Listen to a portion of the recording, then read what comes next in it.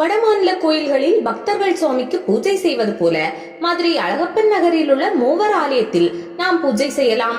இங்கு மணக்கோலத்தில் சிவன் காட்சியளிக்கிறார். படைத்தல், காத்தல், அழித்தல் என்னும் முத்தொழில்களை செய்யும் பிரம்மா, விஷ்ணு, சிவனுக்கு சன்னதி இருப்பதால் மூவர் ஆலயம் என அழைக்கின்றனர். இங்கு மகா சிவராத்திரி சிறப்பாக கொண்டாடப்படுகிறது.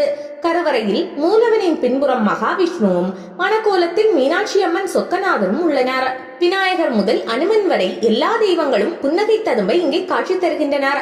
ஆந்திர மாநிலம் விஜயவாடாவில் உள்ள கனகதுர்க்கைக்கு இங்கு சன்னதி உள்ளது. வெள்ளியன்று ராகு காலத்தில் காலை 10:30 முதல் 12 மணி அம்மனை வழிபட்டால் திருமண தடை விலகும், தகுதிக்கேற்ற நல்ல வேலை கிடைக்கும். செவ்வாய், வெள்ளியன்று பெண்களும் மற்ற நாட்களில் ஆண்களும் கருவறைக்குள் சென்று பூஜை செய்கின்றனர். கோலமிடுவது, மணி அடிப்பது, மடப்பள்ளியில் சமைப்பது, கோயிலை தூய்மைப்படுத்துவது என அனைத்து பணிகளையும் பக்தர்களே செய்கின்றனர். எப்படி செல்வது? மதுரை திருப்பரங்குன்றம் சாலையில் 4 கிலோமீட்டர் தூரத்தில் உள்ள அழகப்பன் நகரில் கோவில் உள்ளது. விசேஷ நாள் விநாயகர் சதுர்த்தி, திரு கார்த்திகை, ஆருத்ரா தரிசனம், மகா சிவராத்திரி.